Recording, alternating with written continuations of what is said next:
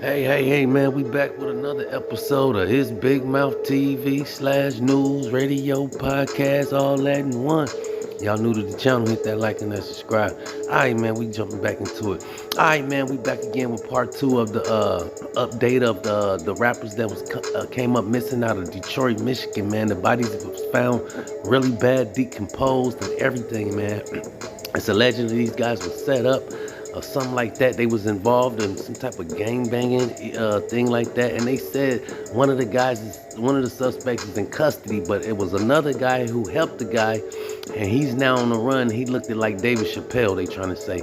So we're gonna kick back and jump into the story, man, and let them finish telling the update on these bodies being found in Highland Park in Detroit, near Detroit area. Check it out. The three victims met in prison, chasing a rap career now. They were last seen January 21st, heading to a gig at Lounge 31 on Detroit's east side. That gig canceled last minute. Their families say that evening they stopped responding to calls and messages. The whole scene is confined in that building. The scene where the homicide took place and where the bodies were left. Lieutenant Mike Shaw says murdered upstairs, dragged and dumped in the basement. Inside of that building was very rat infested. It was falling apart. So it was kind of dangerous for our detectives and our forensic scientists to go in there anyways. Warren police broke the case open last week with the arrest and charges against a 15-year-old who was in possession of Armani Kelly's SUV. He's been charged for that and for having burglary tools on him, remanded to custody. That investigation led Detroit police to the murder scene Thursday where the bodies were found. We spoke with Armani Kelly's mom this week. Somebody knows something. Somebody will speak. I don't know when, I don't know where, but it will come out. Sources tell Fox 2 Friday morning a man was arrested in Knoxville, Tennessee in connection to the case and is being held on a parole violation down there. Meanwhile, another man was brought into custody in the last... Alright, man, as y'all can see, man, the bodies was found, man, in Highland Park area. They said it was a messy area, man. The building and stuff was rat infested and everything. But the guy right here, his name was Kelly. They said it was pretty much, I believe, after that guy. But if you need to leave a tip or something like that, they say you can call T. Some people call me Tip, but this is about another kind of tip that can help our mothers, our sisters, our brothers, and our fathers help get the perpetrators who commit crimes against them off the streets. All you got to do is call Crime Stoppers Atlanta. Tips can be anonymous, and there's even a... So allegedly, man, if y'all want to leave a tip, man, I guess y'all call T.I., man. But yeah, the other guy, other suspect is on the run. They say he looked like David Chappelle. The one suspect is in custody. There had to be a couple guys to get 3 men and kill them, man. But we're gonna keep y'all updated on that story as well, man, as we jump into this next story right here that's still burning up the internet. This time it's like they under investigation, man. It seemed like they under investigation in the wrong room and shit.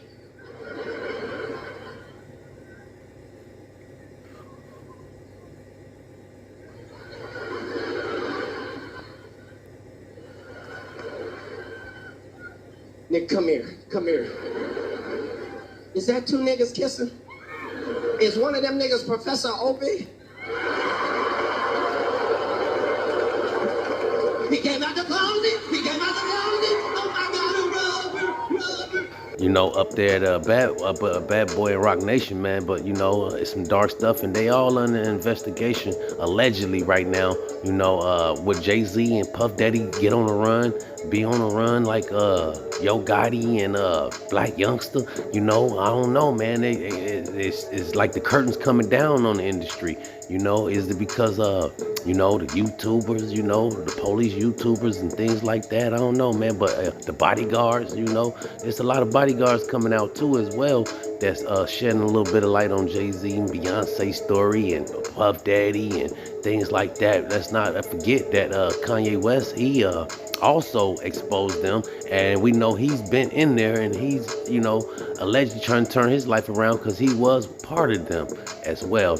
But you know, RIP to Aaliyah, like we said, you know, allegedly they trying to say the plane was packed with too many suitcases and too many people where they knew the plane would go down, and Jay-Z allegedly planned that for Beyonce to pursue her career and things like that, man. All this is allegedly up here, Big Mouth, but I want y'all to hit that like button, man, and share button, man, and subscribe and stuff like that, so we can get this out there, man. And like I said, all this is allegedly, man, and we're gonna keep y'all updated on Puff Daddy and Jay-Z and Beyonce and them story as well as we jump into this last story right here, man. You know, we don't hardly get into no politics or nothing like that, but we got to keep our eyes on the skies out there, Big Mouth fans. Allegedly, China has some type of balloon floating over the United States, man, and things like that. So, you know, it made a lot of people nervous and things like that. Like, hey, what is China doing flying these balloons over here, you know, over to the United States and things like that. And it is because of that balloon. Congressman Chris Stewart, Republican from Utah, joins me on the phone now. Pilot, should we shoot this thing down? Well, I don't know if we should shoot it down, but I can tell you this. We should absolutely make it clear we will not allow this to happen again. I mean, look, this isn't a weather balloon. Anyone who believes that is either very, very naive. It's clearly an intelligence and reconnaissance asset. And honestly, I don't think the opportunity to shoot it down may present itself again. But if this were to reoccur, we should have a very, very definitive line that China just simply cannot cross. It's the size, we're told that it is the size, this balloon is the size of 3 school buses, and it's got heavy equipment hanging from underneath it, and it's hovering or flying right over our missile sites in Montana and the Dakotas. That sounds like a threat to me. Yeah, once again, it clearly is, and their explanation of it being a weather balloon that went array, it just simply makes no sense. And, you know, this is what they say when they're caught doing something that is very, very provocative. And, again, very clear, we will destroy any asset such as this that we find over our airspace if this occurs again. We've recently increased our troop strength or the size of our military capabilities in the Philippines. We've been talking with Taiwan about defensive weapons for them, and now we've got this balloon. It seems that the relationship between the United States and China is going downhill rapidly.